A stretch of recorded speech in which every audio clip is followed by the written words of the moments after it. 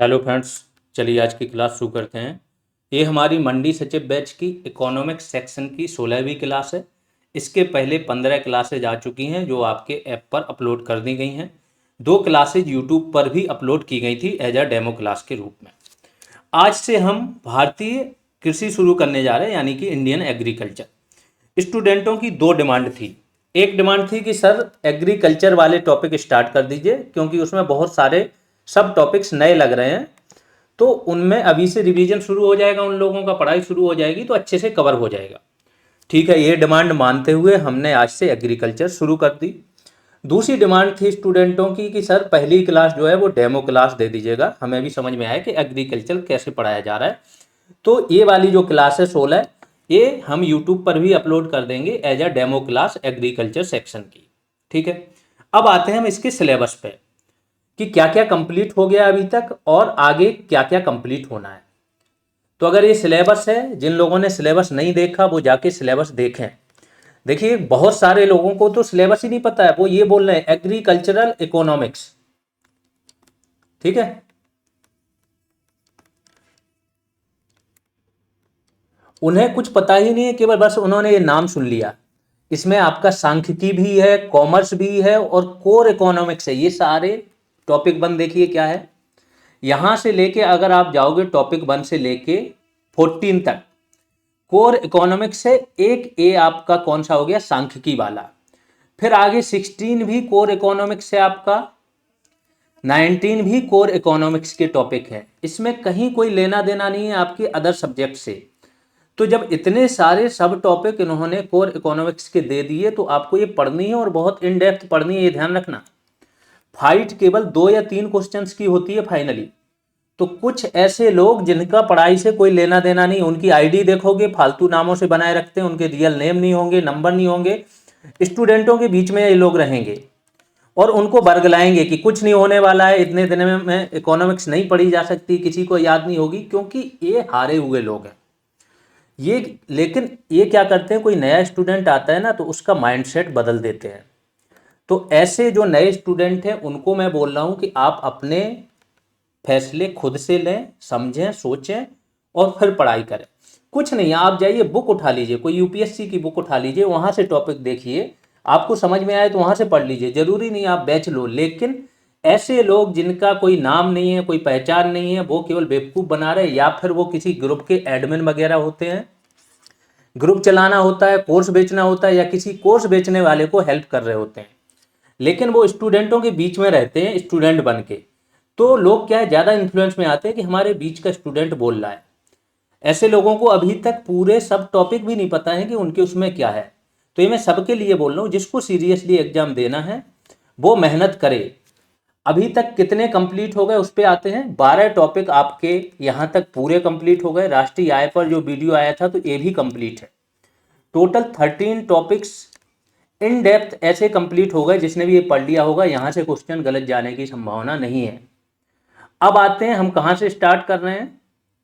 हम स्टार्ट कर रहे हैं भारतीय कृषि की विशेषताएं। ये 4 जो सब टॉपिक हमने बनाए थे आपके सिलेबस से ही बनाए, जैसा मैंने बोला, एक सिंगल वर्ड भी इधर उधर का नहीं जोड़ा। ठीक है, तो भारतीय कृषि की विशेषताएं, कृषि के पिछड़ेपन के कारण, कृषि के प्रकार, कृषि क्षेत्र की प्रमुख क्रांतियां और कृषि जोत, ये सारे आपके सब टॉपिक हैं जो आज की क्लास में आने हैं। फिर 24 नंबर का टॉपिक है, ये भी कृषि से है, इसके बाद इस पे क्लास आएगी, फिर 25 और फिर 26 लास्ट। इस अधिनियम की बाइलिंगुअल पीडीएफ आप लोगों को दे दी है, लेकिन अभी कुछ स्टूडेंट डिमांड कर रहे थे इसलिए दिए। इस पर क्लास आएगी, हैंड रिटन नोट्स मिलेंगे बहुत डिटेल में और समझाते हुए। तो जिसको पढ़नी है थोड़ी बहुत पढ़ के बैठे, बाकी क्लास का इंतजार करें। अब आ जाते हैं हम अपने टॉपिक पर। ठीक है, आज पढ़ना क्या है वो मैं पहले बताए दे रहा हूँ। भारतीय कृषि की विशेषताएं जानोगे सारी।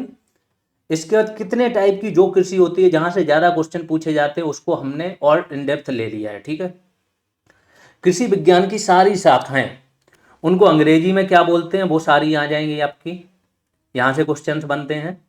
इसके बाद कृषि के प्रमुख प्रकार, निर्वाह कृषि और वाणिज्यिक कृषि 2 ही प्रकार होते हैं, इसके अंदर फिर अन्य प्रकार होते हैं, वो देखेंगे। स्थानांतरित कृषि को दुनिया भर में क्या क्या बोला जाता है वो। इसके बाद देश के अन्य राज्यों में क्या क्या बोला जाता है वो, यहां से क्वेश्चन जरूर बनता है।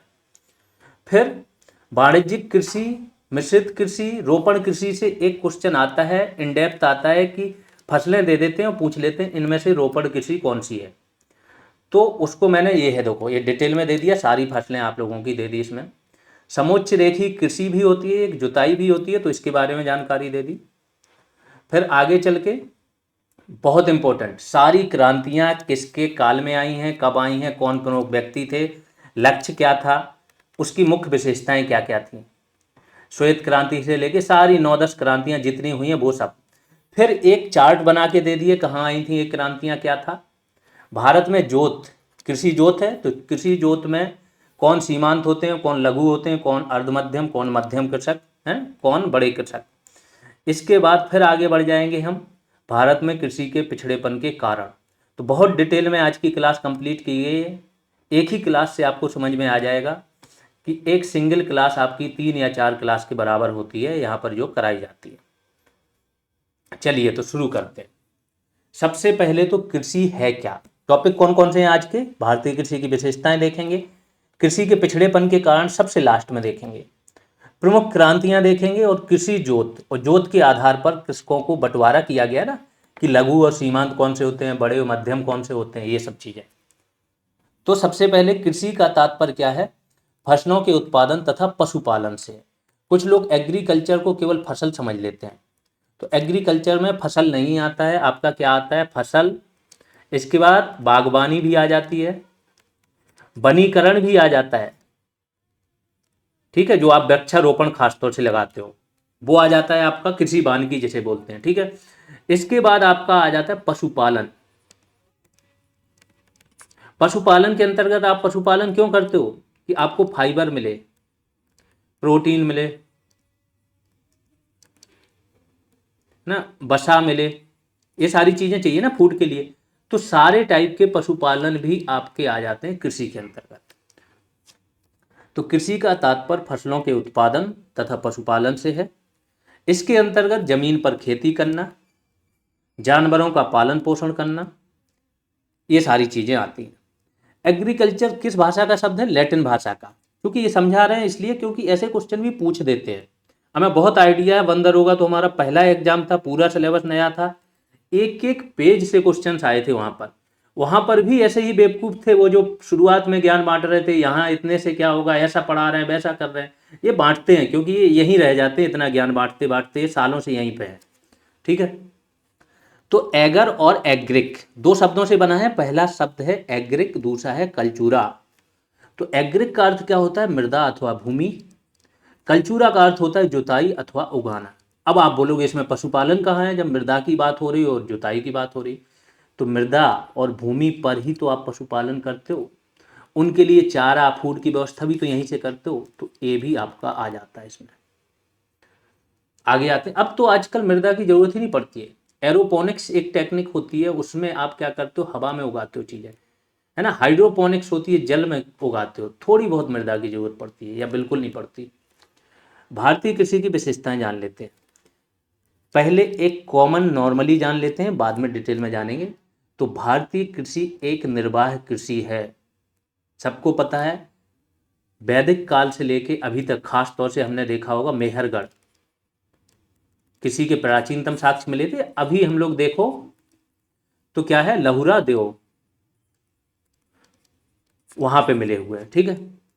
तो यहां से 7000 बीसी बलूचिस्तानी कृषक संस्कृति जो थी, यहां से कृषि के साक्ष्य मिले। जब से हमारी पूरी जो भी देश की जनसंख्या है कृषि पर डिपेंडेंट है, अभी भी 48% जनसंख्या क्या है, कृषि पर डिपेंडेंट है। निर्वाह के लिए करती, खाने पीने अपनी जीविका चलाने के लिए कृषि ही उनका मेन आधार है, ठीक है। तो निर्वाह कृषि उसे बोला जाता है कि स्वयं के उपयोग के लिए खेती की जाती है और जीविका चलाने के लिए, बेचने के लिए नहीं की जाती है। दूसरी है वाणिज्यिक कृषि। ये कृषि कौन सी होती है, जो बाजार अथवा मुनाफे को ध्यान में रखकर की जाती है। मीन्स बाजार में बेचने के लिए जिन फसलों का उत्पादन किया जाता है वो कहलाती है वाणिज्यिक कृषि। आगे चलते हैं। वाणिज्यिक कृषि के कुछ उदाहरण, जैसे असम में चाय के बागान, कर्नाटक में कॉफ़ी होती है, robusta coffee, Coorg arabica coffee, अगर आप लोगों ने नाम सुना होगा तो। केरल में नारियल की होती है, मसालों की होती है। फिर तीसरी विशेषता जो है हमारी, एक विशेषता और है जीडीपी में योगदान। अब तो ये 18-19% हो गया, पहले ये 50% प्लस था। तो जीडीपी का मुख्य भाग ये था कृषि, ठीक है। निर्वाह है, जो लोगों की जीविका चलनी है वो इसी पे, सबसे ज्यादा डिपेंडेंसी इसी पर थी, सबसे ज्यादा रोजगार भी यही क्षेत्र दे रहा है। तो ये सारी विशेषताएं हैं, पूछी जा सकती हैं। मशीनीकरण, जब से हरित क्रांति आई है कृषि का मशीनीकरण होने लगा है, ट्रैक्टर, हार्वेस्टर, ये सारी चीजें उपयोग में आने लगी हैं। अगली विशेषता है मानसून पर निर्भरता, क्योंकि सिंचाई सुविधाओं की कमी है, 2/3 कृषि अभी भी जो मानसूनी बारिश होती है उस पर डिपेंड करती है। अगर मानसून खराब होगा तो जो गवर्नमेंट का अनुमान होता है उत्पादन का वो कम हो जाता है अपने आप, है ना। कभी कभी आपने देखा होगा अल्नीनो लालीना आ जाता है, अल्नीनो आ जाता है तो उत्पादन गिर जाता है, लालीना आ जाता है तो बढ़ने की संभावना होती है। फसलों की विविधता, चूंकि भारत में जितनी विविधता है दुनिया के शायद ही किसी देश में हो। सबसे ऊपर जाओगे पूरा आपको मिल जाएगा शीतोष्ण कटिबंध वाला क्षेत्र कश्मीर, सबसे नीचे चले जाओगे आपको भूमध्य सागरीय जलवायु मिल जाएगी, भूमध्य सागरीय भूमध्य रेखीय जलवायु मिल जाएगी। अब जब जलवायु अलग है, 8 प्रकार की प्रमुख मिट्टियां हैं, हर मिट्टी में अलग अलग फसलें होती हैं, तो इतनी सारी चीजें हैं, तो फसलों की विविधता कितनी ज्यादा होगी समझ लो। तो अलग अलग क्षेत्र में अलग अलग प्रकार की फसलें उगाई जाती हैं। पहाड़ी क्षेत्र में जैसे चाय, काली मिट्टी, कपास। अगला है श्रम गहन कृषि, चूंकि हमारे यहाँ श्रमिक बहुत ज्यादा हैं जो केवल कृषि पर डिपेंडेंट है, जैसे मैंने बोला 48% के आसपास। ये क्वेश्चन भी पूछा जा चुका है, कहीं कहीं 2/3 पूछ लेता है, 2/3 नहीं, अब 1/2 से भी कम है। पिछली बार वन दरोगा में ये क्वेश्चन आया था कि कृषि पर कितनी पॉपुलेशन हमारी डिपेंडेंट है, ये 46 से 47% है, ठीक है। श्रम गहन कृषि है, मीन्स श्रमिक बहुत ज़्यादा है। एक और विशेषता अगर देखो तो इसमें एक प्रच्छन्न बेरोजगारी होती है। आप लोगों के इसमें बेरोजगारी टॉपिक नहीं था, नहीं तो पढ़ाते, इकोनॉमिक्स का ही है। प्रच्छन्न बेरोजगारी वो होती है जो छुपी हुई बेरोजगारी होती है। इसमें क्या होता है कि जितने श्रमों की आवश्यकता है उससे अधिक होते हैं, लेकिन पता नहीं चलता, सबको लगता है हम खेती कर रहे हैं। तो किसी घर में पूछते होगे जहाँ पे केवल खेती होती है, तो 6 मेंबर हैं तो 6 के 6 बोलेंगे कि क्या करते हो, खेती करते हैं, जबकि हो सकता है जरूरत केवल 1 या 2 मेंबर की हो। तो ये होती है प्रच्छन्न बेरोजगारी, ये भी कृषि में है। जोतों का आकार बहुत छोटा है, केवल औसत आकार है 1.01 हेक्टेयर प्रति कृषक, ठीक है। 1 हेक्टेयर में 6 बीघा जमीन मान के चलो नॉर्मली औसत, ये भी कहीं कहीं अलग क्षेत्र पर अलग थोड़ा बहुत हो जाता है, बाकी औसत ये होती है। तो औसत जोत का आकार हमारे यहाँ पर ये है। सबसे बड़ी और सबसे छोटी जोतें अगर देखो तो बड़ी जोत पंजाब में है पहले पे, फिर राजस्थान में है। छोटी जोतें देखो अगर तो बिहार, केरल, उत्तर प्रदेश, सबसे कम केरल में है जोत का आकार, फिर बिहार हो गया, फिर यूपी हो गया। उत्पादन के जो तरीके हैं, ये सारी विशेषताएं बता रहा हूं अभी, पारंपरिक तरीके हैं। अभी भी आप देखोगे कि कुछ ही किसान हैं जिनके पास बड़ी बड़ी सुविधाएं हैं, बड़े बड़े हार्वेस्टर हैं, बड़ी बड़ी चीजें। अब ये तो है कि ट्रैक्टर पर बहुत सारे लोग आ चुके हैं, लेकिन अब ट्रैक्टर भी बहुत पुराना हो गया। अगर आप इजराइल वगैरह में देखो, अमेरिका देखो, कनाडा देखो, यहाँ पर कृषि के लिए बड़ी बड़ी मशीनरी आ गई हैं, तरीके इनके बहुत ही मॉडर्न हो गए हैं, लेकिन हमारे तरीके क्या हैं, वही पुराने वाले हैं। अगला है खाद्यान्न फसलों का प्रभुत्व, सबसे इंपॉर्टेंट, हरित क्रांति आई। दूसरी चीज, जब इतनी ज्यादा डिपेंडेंट जनसंख्या है तो उसको सबसे पहले खाने की व्यवस्था करनी है ना। तो एमएसपी भी अगर मिलती है, इस पे बिकता है सर्वाधिक चीज, तो वो खाद्यान्न बिकता है। इन सब चीजों ने फोर्स किया किसानों को सबसे ज्यादा गेहूं, चावल और मक्का उगाने को। ये सारे खाद्यान्न है, दालें उगाने का। तो खाद्यान्न जो होता है वो 75% भूमि पर तो केवल खाद्यान्न उगाया जाता है, केवल 25% या उससे कम भूमि पर ही आपकी वाणिज्यिक कृषि होती है। आगे चलते हैं, कृषि विज्ञान की प्रमुख शाखाएं देख लेते हैं। क्या बोला जाता है, सीधा पढ़ लीजिए, बहुत सारी शाखाएं आप लोगों ने कहीं ना कहीं पढ़ी होंगी, लेकिन यहाँ एक जगह जब सारी चीजें आ जाती हैं तो बहुत इजी हो जाता है। देखो डेटा तो आपको कहीं पे भी मिल जाएगा, लेकिन डेटा बहुत डिस्टॉर्टेड है, बहुत टूटा फूटा पड़ा है, बहुत समझो ये नहीं पता, ये बहुत ज्यादा है। तो डेटा आपको समराइज होके मिल जाए, पूर्ण हो, सीमित हो, भाषा आसान हो, और सबसे इंपॉर्टेंट कोई समझाने वाला हो। ये कोई भी चीजें अपने आप में कहीं नहीं मिलती। जो पीडीएफ वगैरह बांटते हैं इधर उधर, उनसे बोलना समझा दो, एक टॉपिक हमें बता दो, पढ़ा दो, हिम्मत ही नहीं है, इतना आसान काम है नहीं। ठीक है, तो आ जाते हैं फिर से सस्य विज्ञान। इसको क्या बोलते हैं? एग्रोनॉमी। फसल उत्पादन तथा मृदा प्रबंधन इसमें किया जाता है। तो कृषि की शाखा सस्य विज्ञान को क्या बोलते हैं? एग्रोनॉमी। उद्यान विज्ञान को क्या बोलते हैं? हॉर्टिकल्चर। तो ये ऐसे पूछ लेते हैं ना कि बागवानी से संबंधित विज्ञान, कृषि विज्ञान को क्या बोलते हैं? तो ये है हॉर्टिकल्चर। इसमें क्या होता है? फल पुष्प सब्जी, इससे संबंधित फसलों एवं कार्यों का अध्ययन किया जाता है। एक मिनट, ठीक है। अगली शाखा क्या है? पशुपालन एवं पशुधन उत्पादन, इसे बोला जाता है एनिमल हस्बेंड्री। मधुमक्खी पालन को एपीकल्चर, यहां से तो बहुत बार क्वेश्चन आते हैं, सेरीकल्चर, एपीकल्चर, विटीकल्चर, है ना। मछली पालन फिशरीज, रेशम कीट उत्पादन सेरीकल्चर, वन विज्ञान फॉरेस्ट्री, और मछली पालन को पिसीकल्चर भी बोलते हैं, ध्यान रखना।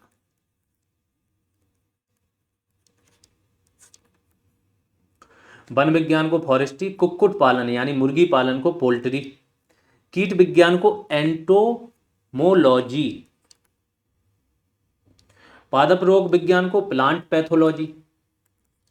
सब्जी उत्पादन अलग है, देखो एक आ जाता है आपका हॉर्टिकल्चर में भी सब्जी है, फल है, फूल है, लेकिन अलग से अगर आप देखोगे तो सब्जी उत्पादन होता है आपका क्या? ओलेरी कल्चर, इसमें केवल सब्जी आती है। अंगूर की खेती विटीकल्चर, फलों की खेती पोमोलॉजी। जैसा मैंने बोला कि फल अगर देखो तो आपके हॉर्टिकल्चर में भी आएंगे, और अलग से फल देखो केवल सेपरेट फल तो पोमोलॉजी। फूलों की खेती फ्लोरिकल्चर। सिल्वीकल्चर में क्या होता है? वानिकी तथा वृक्ष कृषि होती है। एक्वाकल्चर में जल कृषि, जल कृषि में भी देखो दो तीन होंगे, कंफ्यूज हो जाओगे, तो यहाँ अलग से एग्जाम्पल लिख दिया। जल में जो आप मछली झींगा वगैरह का उत्पादन करते हो तो एक्वाकल्चर हो जाता है। अगला जो मारी कल्चर है, ये भी आपका जल से ही संबंधित है, मरीन से, ठीक है, नाम है इसका मारी कल्चर। समुद्री कृषि होता है, जो समुद्र में पाए जाते हैं जीव जंतु, उनकी कृषि करना। पोमोलॉजी में फलों की खेती होती है। हाइड्रोपोनिक्स, हाइड्रो जहां पर आए वहां समझ जाओ जल की बात हो रही, जल आधारित कृषि है, मिट्टी के बिना पौधे उगाए जाते हैं। एरोपोनिक्स, एयर आ गया यहाँ पर तो वायु की बात हो रही, वायु आधारित कृषि है, इसमें जल तथा मिट्टी का न्यूनतम उपयोग होता है। शहरी क्षेत्रों में अगर आप देखो इस कृषि का प्रचलन बढ़ गया। अभी तो देखा होगा एक व्यक्ति था, वो घर में गांजा उगा रहा था, वो भी कौन सा? यूएसए वाला, और बेच रहा था उस पर डार्क नेट पर। सोचो यही सब टेक्निक का यूज करके तो कुछ लोग और ज़्यादा एडवांस हो गए। कुछ इतने विकृत, वही बोले ना, समाज के रूप देखो आप अपने नॉलेज का, चीज़ों का कैसा उपयोग करते हो। कुछ इतने विकृत मानसिकता वाले हैं कि आज ही मैं जब न्यूज पढ़ रहा था तो यूपी पुलिस ने एक एफआईआर की है कुछ अकाउंट्स पर। वो क्या कर रहे थे, जो महिलाएं वहां पर स्नान करने गई हैं कुंभ में, उनकी फोटो लेके फिर उसको डाल रहे थे टैग करके कि सामूहिक स्नान, सामूहिक महिलाओं का स्नान, और बेच रहे थे उसको 1900 2000 रुपये में, ऐसे टैग लगा लगा के। अभी यूपी पुलिस ने उनके अकाउंट बंद कराए हैं, प्लस उन पर कार्रवाई एफआईआर वगैरह की। तो सोचो आस्था का कितना बड़ा विषय है, कितने लोग जा रहे हैं, 58 करोड़ से ज़्यादा लोग जहाँ पर जा चुके हैं, उसका ऐसा मिसयूज हो। ये मिसयूज कौन लोग कर रहे हैं? युवा, जिनके पास नॉलेज है, क्योंकि इनको पता है अगर कि यहाँ ये चीज़ बिक सकती है, इसकी ये कीमत है, तो कम से कम इंग्लिश जान रहे हैं, चीज़ों का नॉलेज है, ये लोग कर रहे हैं। तो ऐसे लोग भी इस समाज में हैं, और कुछ लोग चीज़ों का अच्छा उपयोग करते हैं। आगे चलते हैं। फंगस कल्चर, मशरूम की खेती होती है इसमें, देखा होगा एक आता है वो जो नॉर्मल मशरूम होता है वाइट कलर का, उसे बटन मशरूम बोलते हैं, ये भी क्वेश्चन आ चुका है। आगे चलते हैं। कृषि के प्रकार, कृषि मुख्यतः दो प्रकार की होती है, ठीक है, मेन रूप से। एक जीवन निर्वाह के लिए की जाती है, दूसरी बेचने के लिए की जाती है। निर्वाह वाली को निर्वाह कृषि बोलते हैं, और बेचने वाली को वाणिज्यिक कृषि। अब थोड़ा डिटेल में हर चीज पर बात करेंगे। निर्वाह कृषि में क्या होता है? कृषक परिवार की आवश्यकताओं की पूर्ति हेतु ये कृषि की जाती है। अधिशेष नहीं बचता है, अधिशेष वो होता है जब आपकी आवश्यकताओं की पूर्ति हो जाए तो बाजार में बेचने को कुछ बचे। इसमें क्या होता है? निम्न स्तरीय प्रौद्योगिकी यानी टेक्नोलॉजी का बहुत ही निम्न स्तरीय यूज होता है, बाकी सब हाथ से ही काम होता है, छोटे छोटे औजारों का यूज होता है। परिवार में जो लोग होते हैं उनके श्रम का ज़्यादा उपयोग किया जाता है। निर्वाह कृषि भी दो प्रकार की होती है। एक होती है गहन निर्वाह कृषि। इसमें क्या होता है, इसमें किसान एक छोटे भूखंड पर साधारण औजारों तथा अधिक श्रम से खेती करता है। एक वर्ष में एक से अधिक फसलें उगाई जाती हैं। आदिम निर्वाह कृषि में, अच्छा गहन निर्वाह में देखो, जो निर्वाह के लिए तो कर रहे हैं, यहाँ पे और गहन हो गया क्योंकि भूमि और कम है, भूमि का टुकड़ा बहुत कम है। सपोज करो 1 ही बीघा जमीन है, 7-8 लोग हैं, अब क्या करेंगे, सब इसी पर डिपेंड है। ये क्या करेंगे कि इनके पास श्रम तो बहुत है, लोग बहुत हैं देखभाल करने के लिए, तो ये बहुत सारी फसलें, एक तो बहुत सारी फसलें उगाएंगे, इंटेंसिटी बहुत हाई कर देंगे। दूसरा ये कोशिश करेंगे साल में 2-3 फसलें हो जाए हमारी, जिससे सबका काम चल जाए। तो यही सब होता है, लेकिन इनके औजार वगैरह बहुत साधारण होते हैं, बस मानव श्रम अधिक होता है। आदिम निर्वाह कृषि, कहीं पर आदिम लग जाए इसका मतलब आदि मानव काल की बात हो रही है या बहुत पुराने काल की बात हो रही है। ये परंपरा उसी काल से चली आ रही है। इसमें क्या आता है, स्थानांतरी कृषि आती है, चलवासी पशुचारण आता है। क्या होता है, स्थानांतरित भी कहीं कहीं बोलते हैं। जो कृषक होते हैं तो जंगल है यहाँ पर, ठीक है, क्योंकि वनवासी कहाँ, जंगल में ही रहेंगे। जंगल होते हैं, वो जंगल को क्या करते हैं, साफ कर देते हैं, फिर आग लगा देते हैं, जल जाएंगे तो पूरी भूमि साफ हो गई, मृदा में राख भी मिल गई, तो मृदा बहुत उपजाऊ हो गई। यहाँ पर फसलें उगाएंगे, 4-6 साल जब तक इसकी उर्वरता बनी रहती है, फसलें उगाते रहते हैं, जब उर्वरता खत्म हो गई आगे बढ़ जाते हैं, जंगलों की कमी नहीं, फिर से नई भूमि साफ करते हैं, आग लगाते हैं, उसी तरीके से फिर नया। तो भूमि यहाँ पर स्थानांतरित होती रहती है। इंडिया में अगर देखो तो नॉर्थ ईस्ट के जितने राज्य हैं यहाँ पर 75% से ज़्यादा वन क्षेत्र है। तो यहाँ पर अभी भी एक कृषि चलती है, और भी एमपी वगैरह में भी चलती है, और राज्यों में भी चलती है जहाँ जहाँ वन है, ठीक है। बाकी जो आपका भूमध्य रेखीय क्षेत्र है वहाँ पर होती है, खास तौर से आपके अमेजन बेसिन में। दूसरा चलवासी पशुचारण क्या होता है, आपने देखा होगा ऊँट वगैरह आते हैं, कभी कभार गर्मियों में अपने तरफ भी आते हैं, भेड़ लेके भी लोग आते हैं। जम्मू कश्मीर में देखो, अगर गुज्जर गुज्जर तथा बकरवाल जो होते हैं वो क्या अपनी भेड़ें लेके चले जाते हैं ऊपर पहाड़ों पे। पहाड़ों पे 3000 मीटर से ऊपर पहले तो बर्फ़ जमी रहती है, लेकिन गर्मियों के क्षेत्रों में बर्फ़ पिघल जाती है तो बहुत अच्छी घास जमती है, इधर चले जाते हैं और यहाँ पे रहते हैं 2-3 महीने, अपने उनको जानवरों को चराते हैं, उनका दूध वगैरह निकालते हैं, सारी चीज़ें करते हैं। जब वहाँ पर मौसम चेंज होता है तो फिर नीचे चले जाते हैं। तो ये चलवासी है, एक जगह से दूसरी जगह ले जाके पशुपालन करना, ठीक है। आ जाते हैं स्थानांतरी कृषि में। यह अमेजन बेसिन के सघन वन क्षेत्रों में, अफ्रीका के कुछ क्षेत्र, दक्षिण पूर्वी एशिया तथा उत्तर पूर्वी भारत में, नॉर्थ ईस्ट मतलब, की जाती है। इसमें वनों को काटकर तथा जलाकर भूखंडों को साफ किया जाता है, जैसा मैंने बताया। राख को मृदा में मिला दिया जाता है। जब भूमि की उर्वरता समाप्त हो जाए तो किसान उस भूमि को छोड़कर कहाँ चले जाते हैं, नई भूमि को साफ करने में लग जाते हैं। स्थानांतरित कृषि के विश्व में जो नाम है, जो सबसे ज़्यादा पूछे जाते हैं वो देख लो। नॉर्थ ईस्ट भारत में या तो झूम कृषि बोलते हैं, कहीं कहीं झूमिंग भी बोलते हैं, ठीक है। मिल्पा बोलते हैं मैक्सिको और मध्य अमेरिका में। एग्रीकल्चर से जहाँ पर भी क्वेश्चन आते हैं इस टॉपिक से रिलेटेड, मैंने क्वेश्चन देखे हैं, एक ना एक आ जाता है, इसको बहुत ध्यान से पढ़ लेना। रोका बोलते हैं इसे ब्राज़ील में, लदांग बोलते हैं मलेशिया और इंडोनेशिया में, श्रीलंका में चेना बोलते हैं, वेनेजुएला में कोनिको बोलते हैं, अफ्रीका में इसे लेडो बोलते हैं, थाईलैंड में हेंग बोलते हैं, बांग्लादेश में झूम खेती। बांग्लादेश चूंकि अगर देखो नॉर्थ ईस्ट के क्षेत्रों से ही लगा है तो सेम है दोनों में। अब भारत के राज्यों के अंदर यहाँ से भी पूछे जाते हैं, यूपीपीसीएस में तो कई बार पूछा गया। प्रमुख नाम क्या है, पोडू या पेंडा, उड़ीसा, आंध्र प्रदेश और तेलंगाना में। तो आंध्र प्रदेश यहाँ पूरा नहीं, आंध्र प्रदेश के कुछ भागों में, लेकिन ये सही माना है आंध्र प्रदेश यूपीपीसीएस ने, वहाँ पे भी ये पूछा गया था। कोमांदीपा मध्य प्रदेश में, बेबरा या दाहिया राजस्थान में, कोरल या बालरे केरल में, खिल बोला जाता है हिमाचल में, बिरसा बिरसा मुंडा का नाम सुना होगा, उलगुलान महान विद्रोह है ना, तो झारखंड में है, कुरी या कुंभारी महाराष्ट्र में। ये सारे नाम हैं हमारे स्थानीय नाम। दूसरी खेती देखते हैं वाणिज्यिक कृषि। इसमें क्या होता है, फसलों का उत्पादन किया जाता है बाजार और मुनाफे को ध्यान में रखकर। इसमें फसल उत्पादन तथा पशुपालन बाजार में बिक्री हेतु किया जाता है। वाणिज्यिक अनाज कृषि भी होती है, जो अनाज भी उगाए जाते हैं ना, अगर वो बाजार को ध्यान में रख के उगाए जा रहे हैं तो वो वाणिज्यिक कृषि में आ जाते हैं। मिश्रित कृषि भी होती है। मिश्रित में क्या होता है, आपका फसल प्लस पशुपालन एक साथ किया जाता है। और रोपण कृषि आती है।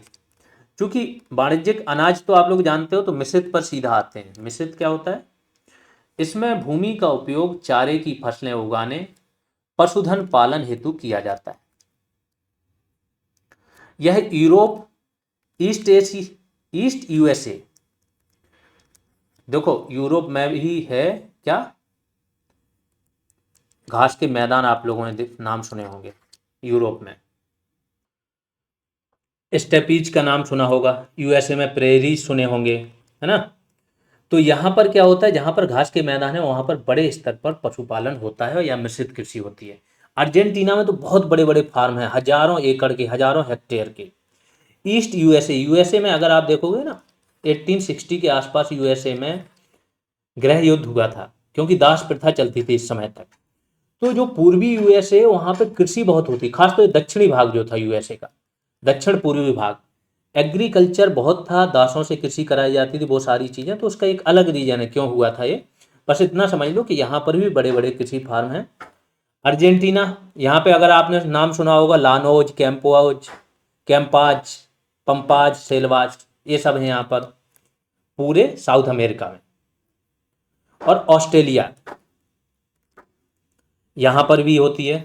न्यूजीलैंड में भी कैंटनबरी करके हैं। आगे चलते हैं, रोपड़ कृषि। इसमें क्या होता है, चाय, कहवा, काजू, रबड़, केला की एकल फसल उगाई जाती है। रोपड़ कृषि की सबसे प्रमुख विशेषता है कि एकल फसल उगाई जाती है, एक ही फसल का कई वर्षों तक उत्पादन किया जाता है। वाणिज्यिक रूप से उत्पादन किया जाता है, बड़े विस्तृत खेतों में, फार्मों में किया जाता है। बहुत बड़े लेवल पर मशीनरी चाहिए होती है, और मानव श्रम भी, क्योंकि मशीनरी चलाना है और भी चीज़ें करनी है, ग्रेडिंग करनी है, फिल्टरिंग करनी है, उस सब के लिए क्या होता है, मानव श्रम भी बड़े पैमाने पर चाहिए होता है। ये सारी विशेषताएं रोपड़ कृषि पर आगे भी डिटेल में जानकारी दी है, तो वो भी आएगी अभी। फिर एक कृषि का रूप होता है विस्तृत कृषि।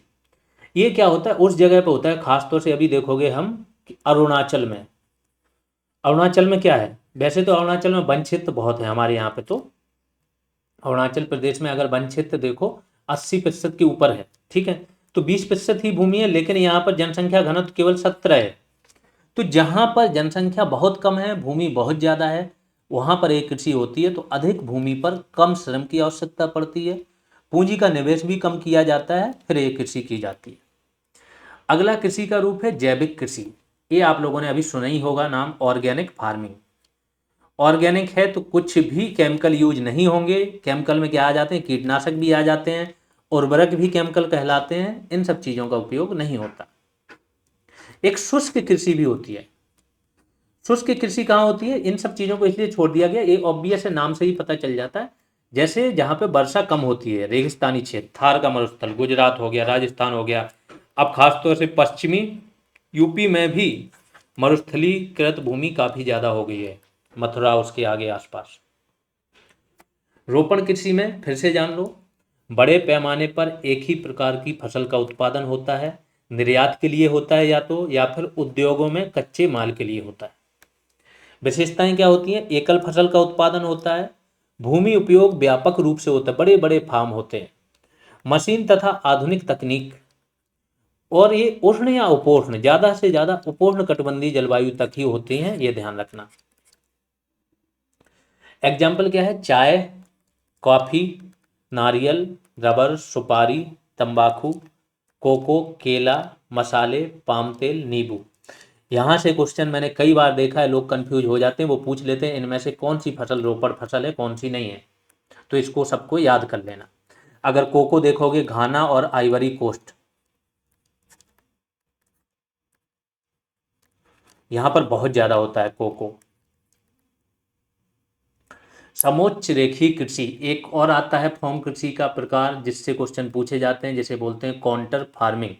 होता क्या, सपोज करो कोई पहाड़ी एरिया है, ऐसी ढलान है वहाँ पे, अब यहाँ पे आप खेती करोगे तो कैसे करोगे, तो आप क्या खेत ऐसे बनाते हो पैरेलल ढलान के, ठीक है, इतना बना दिया, फिर ढलान आ गई तो फिर यहाँ एक बना दिया। तो इसमें क्या होता है, फिर लाइनें इसके क्या होती हैं, समानांतर होती हैं, जिससे कि पानी इधर से इधर आने में या मृदा का क्षरण इधर से इधर आने में मुश्किल हो या ना जाए। तो सीढ़ीदार खेत होते हैं, सीधी बात यह है। एक खेत बड़ा बना दिया, फिर ढलान ज़्यादा शार्प है तो उसको क्या कर दिया आपने, वहाँ छोड़ दिया, फिर जहाँ देखा फिर समतल है वहाँ फिर खेत बना दिया, फिर ऐसे बना दिया। तो इसे बोलते हैं समोच्च रेखी कृषि।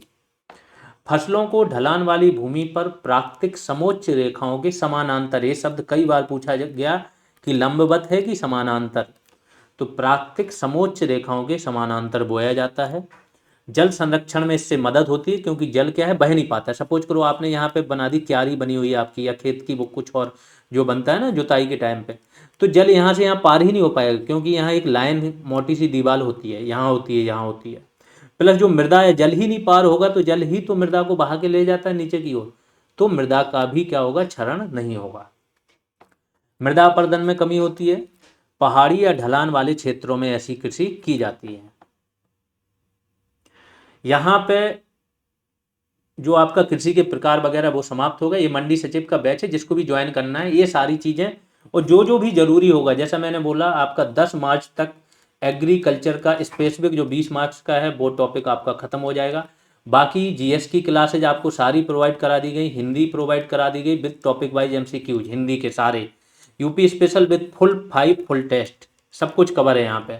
Computer with topic wise MCQs, और कंप्यूटर पर अभी क्या चल रहा है आपका, revision programme plus value addition. अब जो वैल्यू एडिशन हो रहा है ये कहीं से भी पूछ लें आपके आयोग, जिस जिस पीडीएफ में होता जा रहा है उसमें फिर सब कुछ कवर है कि आप कहीं से भी पूछ लो, हम रेडी हैं। और ये जितने भी बैच चल रहे हैं जिसमें भी कंप्यूटर आता है, लास्ट में सबको ये पीडीएफ प्रोवाइड करा दी जाएगी। तो ऐसे ही करके फिर यूपी स्पेशल पर चलेगा।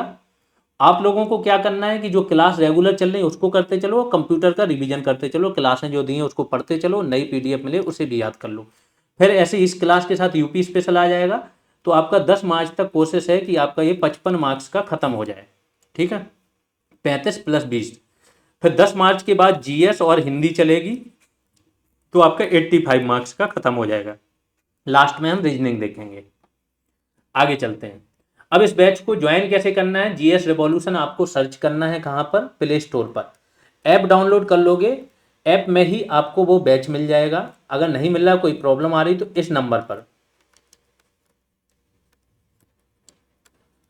व्हाट्सएप पर मैसेज कर देना, अपना कंसर्न बता देना, आपको हेल्प कर दी जाएगी या लिंक भेज दी जाएगी। भारत में कृषि क्षेत्र की सभी प्रमुख क्रांतियां जान लेते हैं। क्रांतियां होती क्या है, कृषि के उत्पादन को बढ़ाने के लिए हमने कुछ प्रयास किए, कुछ मशीनीकरण किया, नए बीज लेके आए, उससे उत्पादन बढ़ा, तो हमने बोल दिया क्रांति हो गई। क्रांति का मतलब क्या होता है, समझ में ही आ रहा है, रेवोल्यूशन, जीएस रेवोल्यूशन, तो नाम भी सोच समझ के ही रखा गया था, है ना। क्रांति होता है जब आमूल चूल परिवर्तन आए, किसी चीज में आमूल चूल परिवर्तन आए। जो नए स्टूडेंट उन्हें नहीं पता है, वो जाके केवल वन दरोगा जो भी सिलेक्ट हुआ होगा जाके पूछे। 80 to 90% सिलेक्शन टोटल 700 पोस्ट में से जीएस रेवोल्यूशन ने दिए थे। ये अपने आप में एक क्रांति थी। हल्ला नहीं मचाया, क्योंकि हमें और बड़े बड़े काम करने, बीपीओ में भी सेम करने जा रहे हैं, आपके मंडी सचिव में भी सेम करेंगे, जो लोग पढ़ लेंगे ऐसा ही होगा, ठीक है। तो ये भी कृषि क्षेत्र में रेवोल्यूशन है, यहाँ पर भी आमूल चूल परिवर्तन होगा। भारत में कृषि के विभिन्न क्षेत्रों में उत्पादन को बढ़ाने और आत्मनिर्भरता को प्राप्त करने के लिए समय समय पर कई क्रांतियां हुई हैं।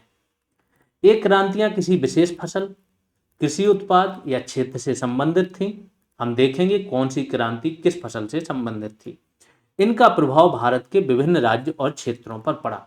ऐसा भी है कि कोई भी क्रांति पूरे देश भर में नहीं आई। अगर मत्स्य क्रांति आई है तो कहीं और आई है, हरित क्रांति आई कहीं आई, कुछ राज्यों में आई है, दुग्ध क्रांति कुछ अन्य राज्यों में आई है। तो एक एक करके सबको देख लेते हैं। एक मिनट। सबसे पहले हरित क्रांति। संबंधित क्षेत्र कौन सा है इसमें, कि मतलब कौन सी फसलों से संबंधित था। अनाज उगाना, गेहूं और धान से संबंधित था। 1960 के दशक में, खास तौर से 1965 में हमारा क्या हुआ था, चीन के साथ 62 में युद्ध, और यहाँ पे हो गया पाकिस्तान के साथ युद्ध। इसके बाद हमारे यहाँ खाद्यान्न की कमी हो गई। 1967-68 में ऐसा माना जाता है ये चीज शुरू हो गई थी, हरित क्रांति। अब ऐसा तो है नहीं हमने शुरू की तुरंत हो जाए, है ना, तुरंत तो नहीं होगा। तो क्या हुआ, इसमें समय लगता है। 67-68 से 77-78 तक 10 साल में हमारा उत्पादन बहुत ज्यादा बढ़ा था। इसी कार्यकाल को बोला जाता है क्रांति, हरित क्रांति। लेकिन अगर डायरेक्ट मैचिंग को बोले तो आपको 67-68 लगा के आना है। लक्ष्य क्या था, अनाज उत्पादन को बढ़ाना और खाद्यान्न सुरक्षा सुनिश्चित करना। इसमें क्या क्या विशेषताएं क्या थी, सबसे बड़ी विशेषता थी हाई यील्डिंग वेराइटीज। किसकी, बीजों की, सीड्स की। तो उच्च उत्पादकता वाले बीज जो कि हमारे पास कहाँ से आए थे, आप लोगों को कमेंट में बताना है।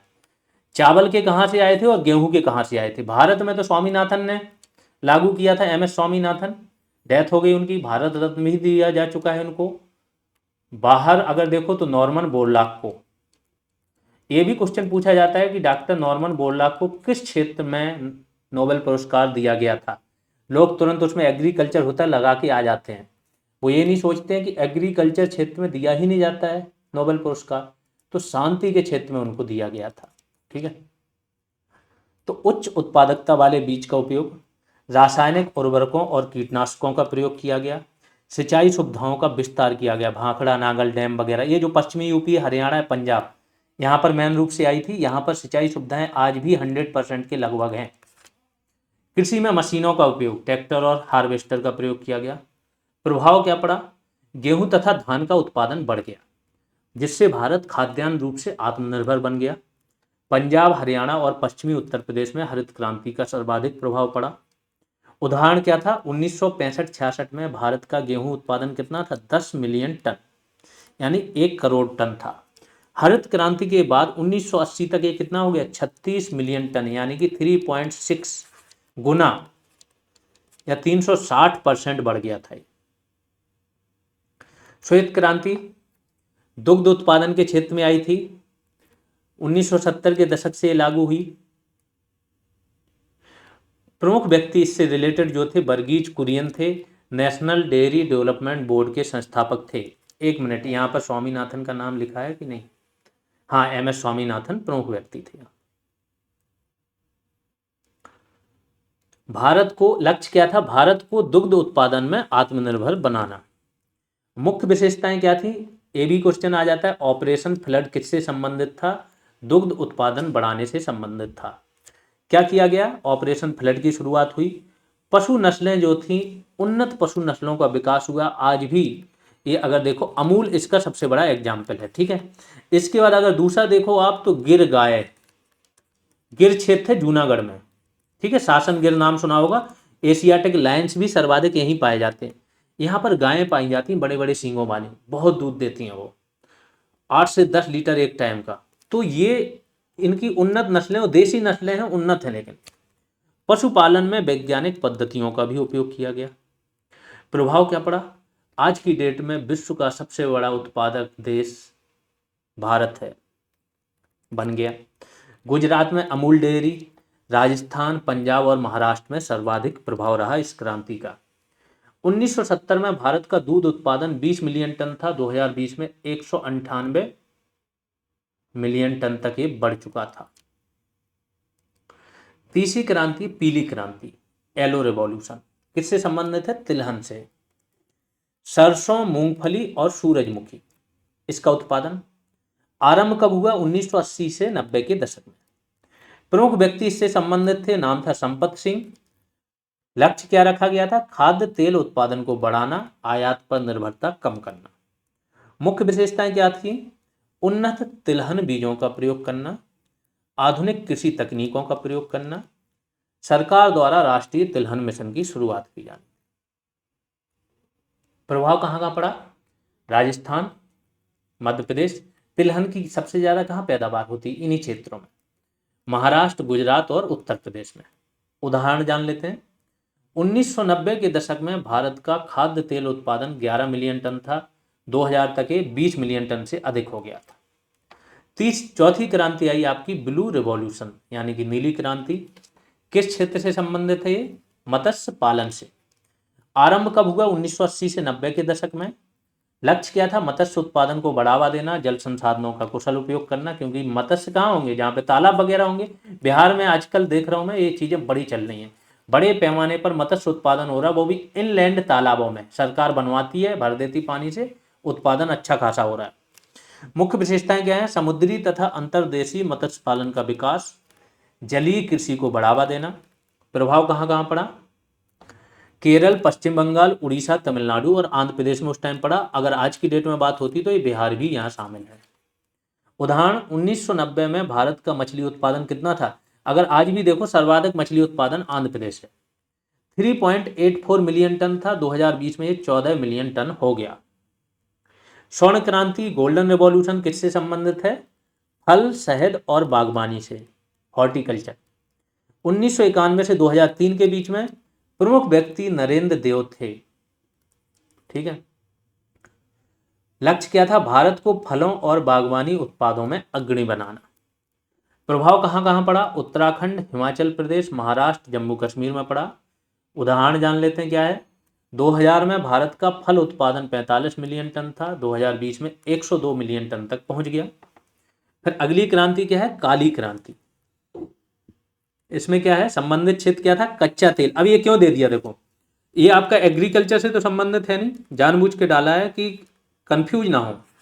तो एक कोई आ रहा है, वो एग्जाम्पल जान लो कि काली क्रांति एग्रीकल्चर से संबंधित नहीं है, कच्चे तेल और पेट्रोलियम से संबंधित है, इसका उत्पादन बढ़ाना था। ठीक है, आगे चलते हैं। लाल क्रांति, इसमें मांस और टमाटर का उत्पादन करना था। प्रमुख व्यक्ति कौन थे? विशाल तिवारी। मांस और टमाटर का उत्पादन बढ़ाना था, खासतौर से मांस का। मुख्य विशेषताएं क्या थी? पशुपालन उद्योग का विस्तार किया गया, टमाटर और अन्य सब्जियों की उन्नत किस्मों का विकास किया गया। भारत में मांस उत्पादन, सब्जी प्रसंस्करण उद्योग में तेजी आई, ये इसका प्रभाव पड़ा। उदाहरण जान लेते हैं। टमाटर का उत्पादन 2000 में 5 मिलियन टन था, 2020 में 20 मिलियन टन हो गया। फिर भी कमी पड़ जाती है, देखते हो बीच में 100 रुपये किलो, 120 रुपये किलो भी टमाटर का रेट पहुंच जाता है। भारत ने एक प्रोग्राम शुरू किया था, टॉप टोमाटोज, ओनियन और पोटैटो। ये प्रोग्राम अभी भी चलता है। इनकी कीमतों को हमेशा सरकार को नियंत्रण में रखना होता है। इसके उत्पादन बढ़ाने के लिए सरकार अलग से फंड भी देती है। भूरी क्रांति, ब्राउन रिवॉल्यूशन किससे संबंधित है? गैर पारंपरिक कृषि, यानी कि मिट्टी और चमड़ा से, खासतौर से। सतत कृषि विकास और चमड़ा उद्योग को बढ़ावा देना। चमड़ा को दे रहे हो उद्योग को बढ़ावा, तो पशुपालन तो करना पड़ेगा। चमड़ा तो पशुपालन, पशुओं से मिलता है। मुख्य विशेषताएं क्या थी? जैविक खेती को प्रोत्साहन, मिट्टी की गुणवत्ता में सुधार, चमड़ा और कोको उद्योग को बढ़ावा देना, और भारत में जैविक उत्पादों और चमड़ा उद्योग का विस्तार हुआ इससे। गुलाबी क्रांति, प्याज और मांस के उत्पादन से संबंधित है। प्रभाव कहाँ कहाँ पड़ा? महाराष्ट्र, उत्तर प्रदेश, आंध्र प्रदेश में।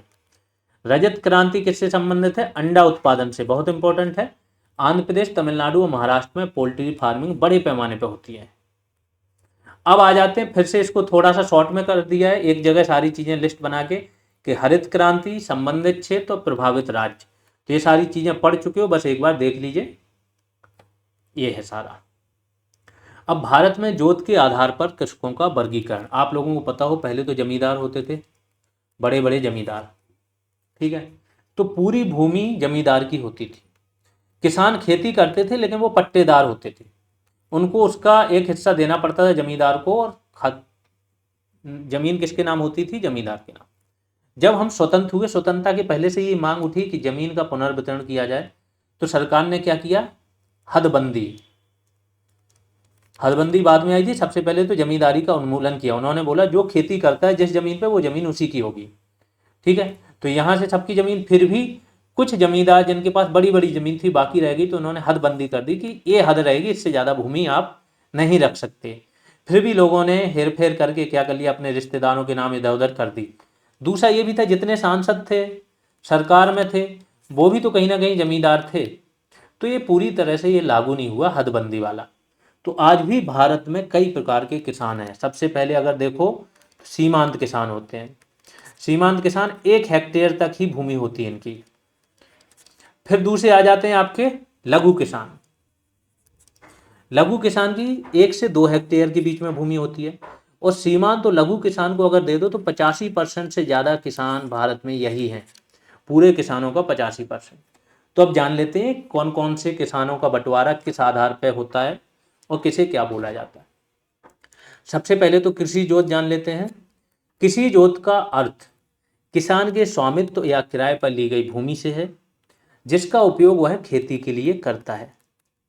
भारत में जोत का आकार किसानों की आर्थिक स्थिति, भूमि सुधार नीतियां, जनसंख्या घनत्व और कृषि की प्रकृति पर निर्भर करता है। जनसंख्या घनत्व पर भी करता है, जैसे मैंने बोला यूपी और बिहार।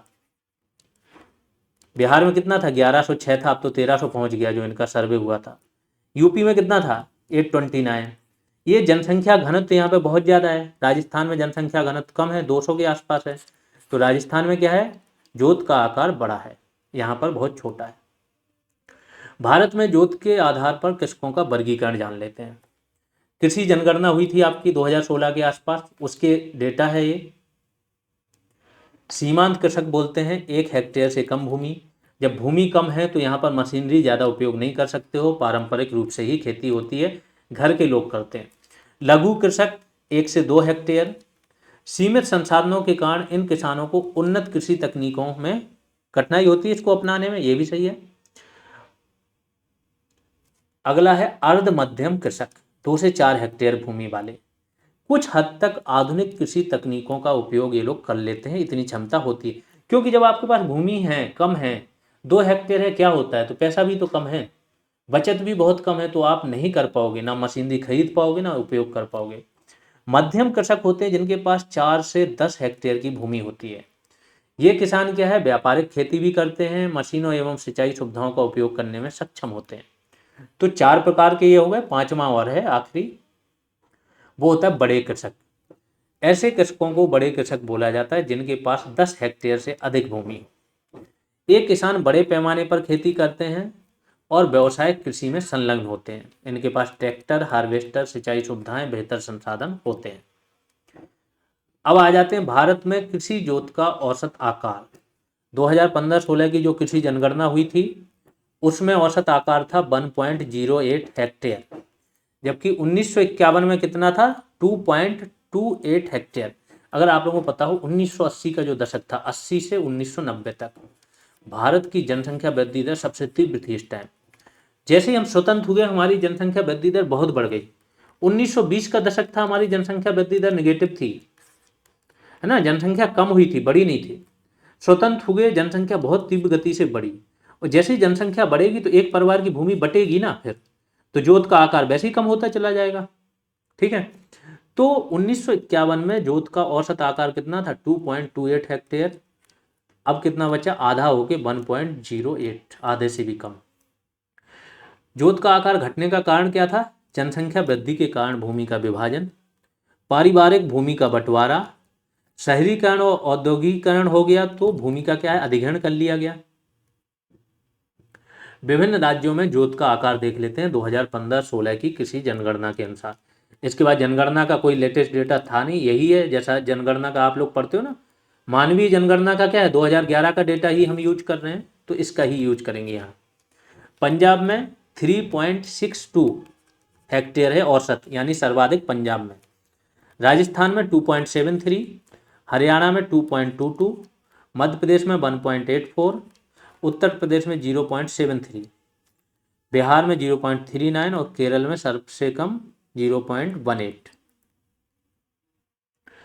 कृषि जोत के आकार का कृषि उत्पादन पर क्या प्रभाव पड़ता है। छोटी जोत होती है तो जैसा मैंने बोला मशीनरी बड़े पैमाने पर नहीं जा सकती उस पर, है ना। आधुनिक तकनीक, पैसों की कमी होती है क्योंकि उत्पादन भी कम हो रहा है, ये सारी होती है। निवेश की कमी होती है, सिंचाई सुविधाओं की कमी हो जाती है।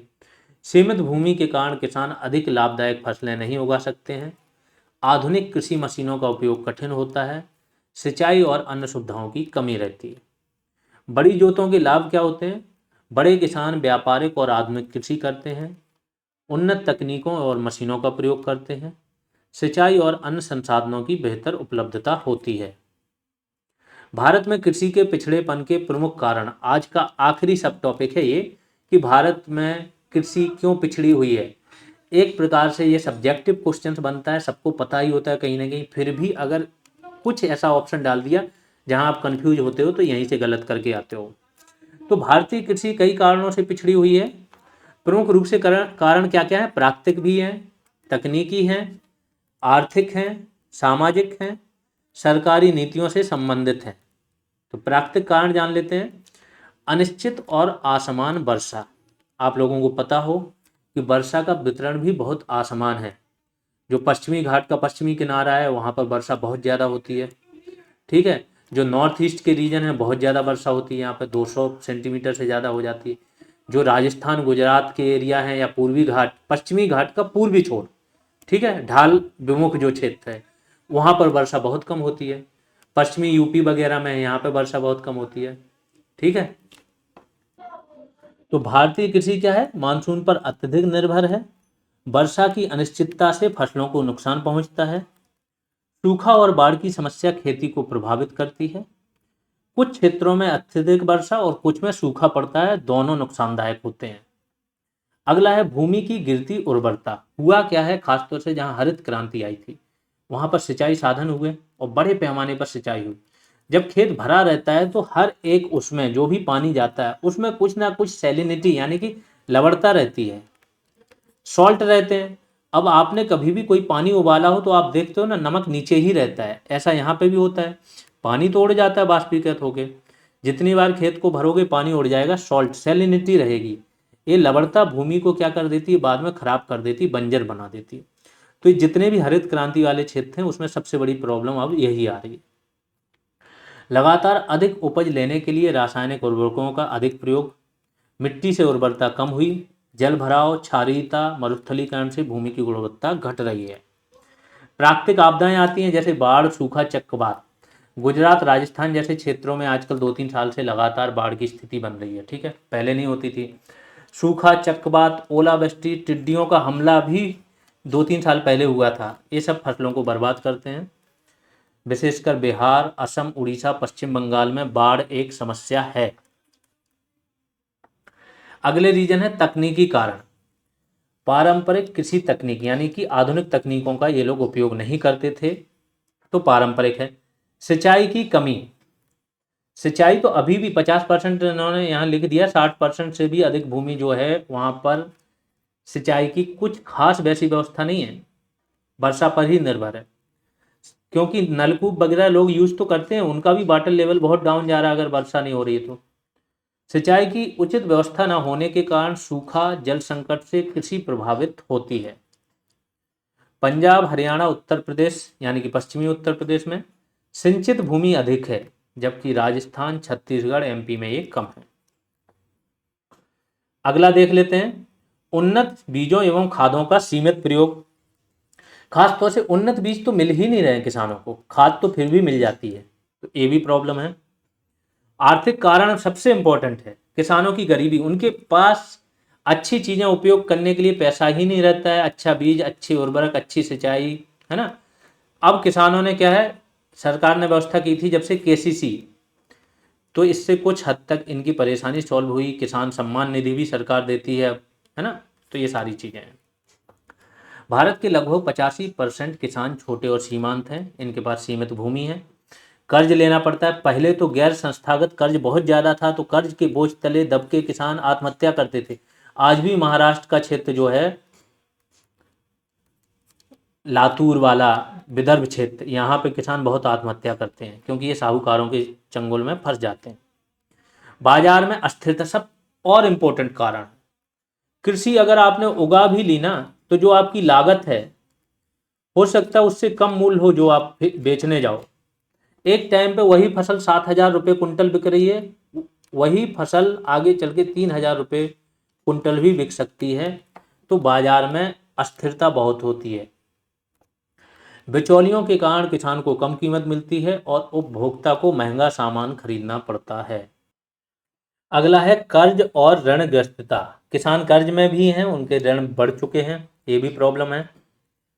ये बीपीओ पेड बैच की जानकारी है, बहुत तरीके से बैच चल रहा है, बीपीओ की भी डेट आ गई। अगर आप चाहते हो कि आपकी तैयारी को एक स्पीड अप मिले, बूस्टअप मिले, ये ध्यान रखना। इस बैच में तो हम ये गारंटी दे सकते हैं कि मुश्किल है कि बाहर से बहुत कम सिलेक्शन होंगे, क्योंकि बहुत अच्छा खासा लेवल आ गया स्टूडेंटों को। यहाँ पे जो कंटेंट या जो बार बार रिवीजन प्रोग्राम टेस्ट वगैरह चले हैं, जो भी सिंसियर स्टूडेंट हो मिस मत करना, पढ़ो, यूट्यूब पर भी क्लासेज हैं, बट चीजें मिस मत करना। आगे चलते हैं। किसानों को साहूकारों और निजी वित्तीय संस्थाओं से ऊंचे ब्याज दर पर कर्ज लेना पड़ता है। अभी भी लेते हैं बहुत सारे किसान। समय पर कर्ज न चुकाने की स्थिति में किसान आत्महत्या तक कर लेते हैं। सामाजिक कारण, जोतों का छोटे टुकड़ों में विभाजन है, यानी कि जनसंख्या बढ़ रही है, एक परिवार में 4 पुत्र हैं तो 1/4 हो जाएगी सबके पास जोत।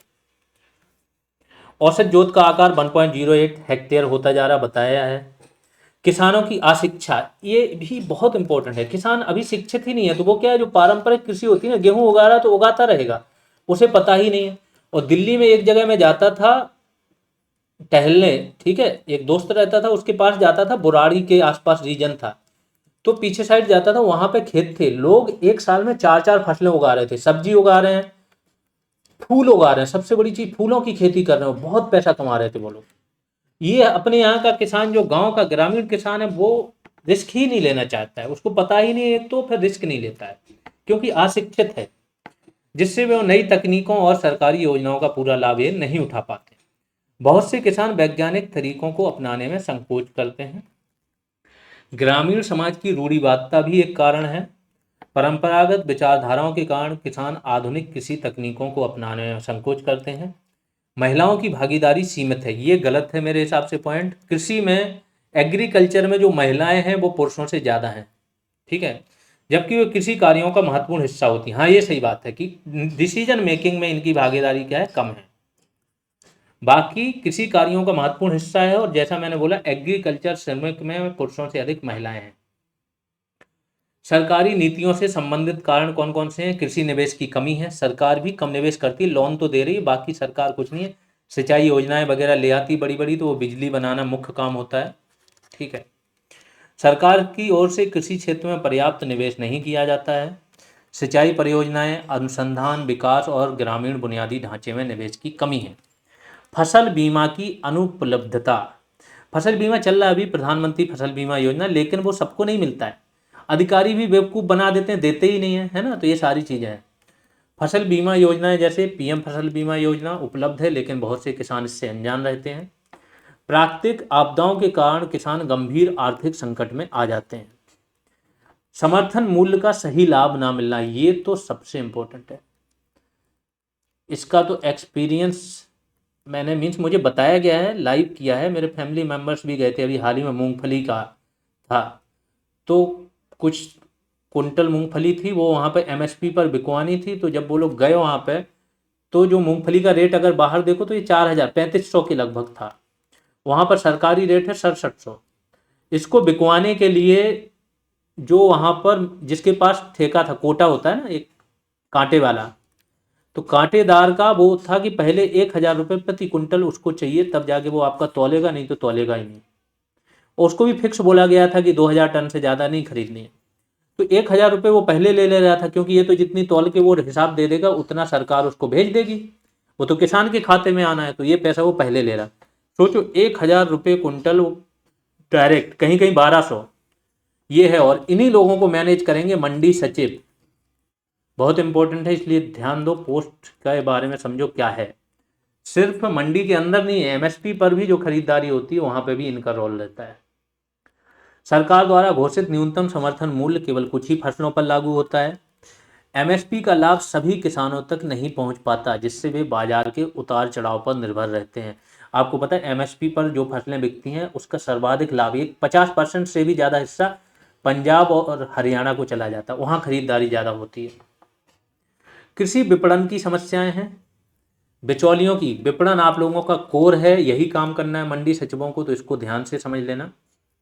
किसान अपनी फसल का उचित मूल्य प्राप्त नहीं कर पाते क्योंकि बाजार में बिचौलियों का वर्चस्व है, इन्हीं बिचौलियों को कम करना पड़ेगा।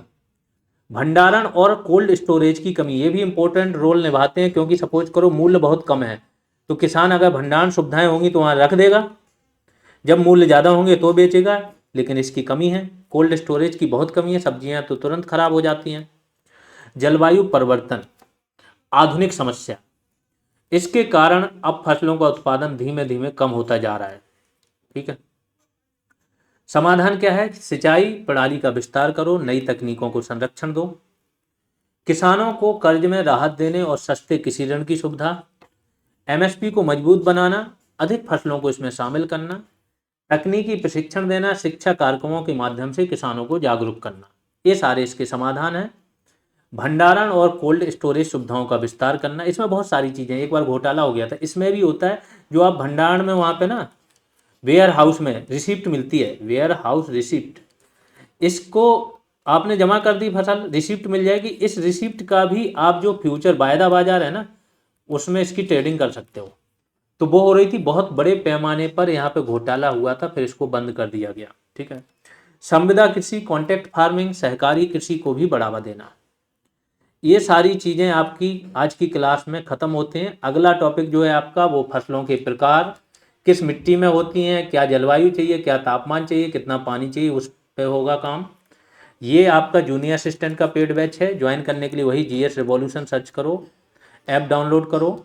ऐप के अंदर जब जाओगे तो स्टोर करके एक फिर से ऑप्शन आएगा, उसमें जाओगे सारे बैचेज मिल जाएंगे, जो भी ज्वाइन करना है ज्वाइन कर सकते हो। कोई प्रॉब्लम आए इस नंबर पर या तो व्हाट्सएप कर दो या कॉल कर सकते हो।